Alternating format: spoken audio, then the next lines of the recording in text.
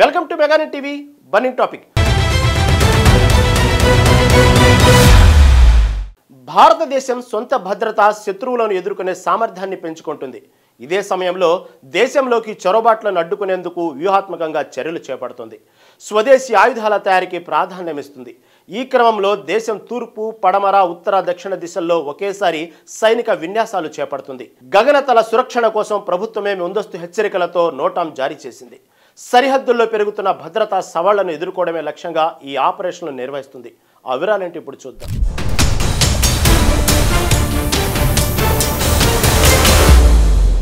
Arabia సముద్రంలోని సర్క్రిక్ ప్రాంతంలో operation Trishul విజయవంతంగా కొనసాగుతోంది. పాకిస్తాన్ సరిహద్దుకు సమీపంగా ఉన్న ఈ ప్రాంతం వ్యూహాత్మకంగా అత్యంత ప్రాధాన్యత కలిగినది. సముద్ర మార్గ రక్షణకు నేవీ కీలక పాత్ర పోషిస్తూ రాడార్ నిఘా వ్యవస్థలు, అధునాతన మిసైల్ యూనిట్లు మోహరిస్తోంది. భారత్ త్రివిధ సాయుధ దళాలతో గుజరాత్, రాజస్థాన్, పశ్చిమ సరిహద్దుల్లో త్రిశూల్ పేరుతో సైనిక విన్యాసాలను ప్రారంభించింది. ఈ విన్యాసాలు పాకిస్తాన్ తో ఉన్న పశ్చిమ సరిహద్దు వరకు సాగుతాయి. ఈ సరిహద్దు ప్రాంతం పాకిస్తాన్ లోని సింధ్ ప్రావిన్స్, గుజరాత్ మధ్య ఉన్న సర్క్రిక్ ప్రాంతం నుంచి అరేబియా సముద్రం వరకు విస్తరించి ఉంటుంది. ఆపరేషన్ సింధూర్ తర్వాత ఇది అతిపెద్ద వార్ ఎక్సర్సైజ్ అని రక్షణ నిపుణులు అంటున్నారు. అదే సమయంలో పాకిస్తాన్ నావికాదళం ఉత్తర అరేబియా సముద్రంలో యుద్ధ విన్యాసాలు కొనసాగించింది.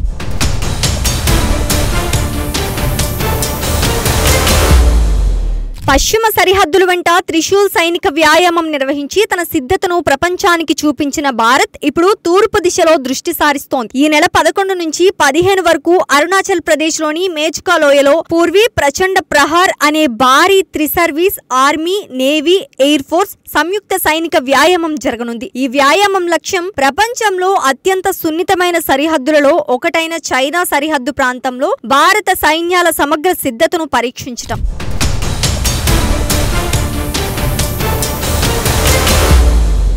రక్షణ శాఖ వర్గాల సమాచారం ప్రకారం ఈ వ్యాయామం ద్వారా భారత్ తన థియేటర్ కమాండ్ కాన్సెప్ట్ ను అమలు చేయగల సామర్థ్యాన్ని నిరూపించుకోబోతోంది. అంటే 3 దళాల భూసేన, నౌకాదళం, వాయుసేన కార్యకలాపాలను ఒకే సమన్వయంలో నడిపే విధానం. ఈ వ్యాయామంలో ప్రత్యేక దళాలు, డ్రోన్లు, ప్రిసిషన్ ఆయుధ వ్యవస్థలు, నెట్వర్క్ ఆపరేషన్ సెంటర్లు ఇవన్నీ ఒకే సమన్వయంలో ఎత్తైన ప్రాంతాల్లో వాస్తవ పరిస్థితుల్లో పనిచేసేలా ప్రాక్టీస్ చేయబడతాయని రక్షణ PRO lieutenant colonel Mahendra Rawat తెలిపారు. పూర్వి ప్రచండ ప్రహార్ అంటే భూ, గగన, సముద్ర రంగాలను కలిపి పూర్తి స్థాయి యుద్ధ పరిస్థితులను అనుకరించే వ్యాయామం.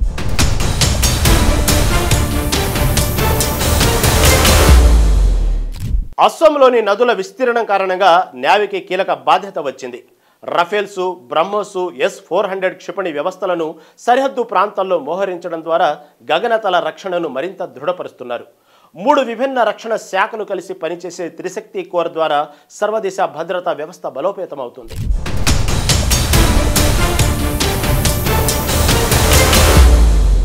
భారత సైన్యం యొక్క త్రిశక్తి కార్ప్స్ తన యుద్ధ సంసిద్ధత, వేగవంతమైన విస్తరణ మరియు ఖచ్చితమైన సమ్మె సామర్థ్యాలను ధృవీకరించే లైవ్ ఫైర్ ఎక్సర్సైజ్ ను విజయవంతంగా నిర్వహించిందని సైన్యం తెలిపింది. ఈ యూనిట్లు ప్రత్యేకంగా సిక్కింలోని ఎత్తైన పర్వతాలలో యుద్ధానికి సిద్ధమవుతున్నాయని, విభిన్న కార్యాచరణ వాతావరణాలకు వారి అనుకూలత మరియు సంసిద్ధతను ప్రదర్శిస్తున్నాయి. సమన్వయంతో కూడిన మందుగుండు సామాగ్రి మరియు ఖచ్చితమైన నిశ్చితార్థం ద్వారా యూనిట్లు ఎత్తైన ప్రదేశాల యుద్ధం వల్ల ఎదురయ్యే సవాళ్లతో సహా వివిధ రకాల సవాళ్లకు తన సంసిద్ధతను ప్రదర్శించాయి.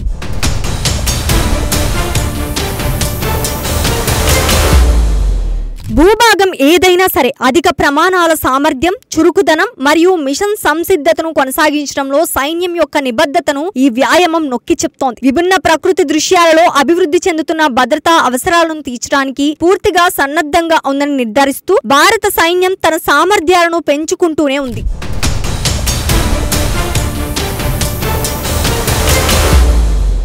ఇక ఇదే సమయంలో దేశంలోని ఈశాన్య భారతంలో 3 సరికొత్త సైనిక కారిడార్లు నిర్మిస్తోంది. అసోం, బీహార్, పశ్చిమ బెంగాల్ రాష్ట్రాల్లో కొత్త మిలిటరీ బేస్ల నిర్మాణం మొదలైంది. అసోంలోని దుగ్రి జిల్లా బాముని గ్రామంలో లాచిట్ బార్పూకన్ పేరుతో ఆర్మీ బేస్ నిర్మాణం జరుగుతోంది. అసోం వినియోగదారుడి స్ఫూర్తితో రూపొందించిన ఈ స్థావరం మిసామారి బేస్ కు అనుబంధంగా విసిరిడి కారిడార్ భద్రతను చూసుకుంటోంది. ఇక రెండోది బీహార్ లోని కిషన్ గంజ్ లో నిర్మిస్తోంది. తూర్పు సరిహద్దుల్లో రక్షణ వలయం ఏర్పరిచే కేంద్రంగా రూపుదిద్దుకుంటోంది. మూడోది పశ్చిమ బెంగాల్లోని చోప్రా గ్రామంలో జినా ప్రాంతంలో తెతూలియా కారిడార్ సమీపంలో నిర్మిస్తోంది. ఈ స్థావరం వ్యూహాత్మకంగా అత్యంత ప్రాధాన్యం కలిగినది. దీనిని నిర్మాణం పూర్తయిన పశ్చిమ బెంగాల్లోని చాలా ప్రాంతాలకు దూరం తగ్గుతుంది.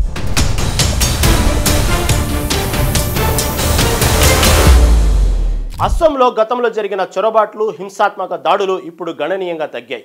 ముఖ్యమంత్రి హిమంత బిశ్వ శర్మ నేతృత్వంలో సరిహద్దు భద్రతపై కఠిన చర్యలు తీసుకోవడంతో పాటు సైన్యంతో సమన్వయం పెరగడం ఈ మార్పుకు కారణంగా ఉంది.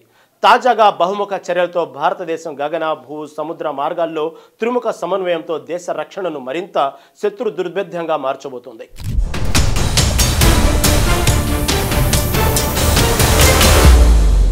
అస్సాం రైఫిల్స్ సామాజిక బాధ్యత మరియు యువత సాధికారతను ప్రోత్సహించడంలో చురుకైన పాత్ర పోషిస్తూనే ఉంది. ఇటువంటి అవగాహన కార్యక్రమాలు యువ మనస్సులను క్రమశిక్షణ మరియు బాధ్యత యొక్క మార్గం వైపు నడిపించడం ద్వారా దేశ భవిష్యత్తును కాపాడడానికి వారి నిబద్ధతను పునరుద్ఘాటిస్తాయి. వెంగ్ చురచంద్పూర్ ప్రధాన కార్యాలయంలో మోహరించిన అస్సాం రైఫిల్స్ చురచంద్పూర్ లో జరిగే వార్షిక శిక్షణా శిబిరానికి హాజరైన ఎన్సీసీ క్యాడెట్ల కోసం ఆయుధ ప్రదర్శన కార్యక్రమాన్ని నిర్వహించింది. భారత సాయుధ దళాల వద్ద ఉన్న ఆయుధాలతో క్యాడెట్లకు పరిచయం కల్పించడం ఈ కార్యక్రమం లక్ష్యం.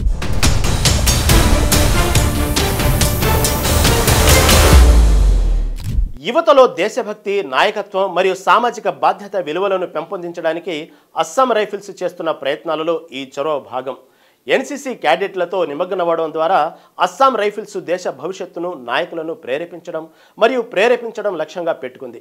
ఆయుధాలపై ఆసక్తిని కనబరుస్తూ అస్సాం రైఫిల్స్ సిబ్బందితో ఉత్సాహంగా సంభాషించడంతో ఈ ఆయుధ ప్రదర్శన కార్యక్రమం భారీ విజయాన్ని సాధించింది.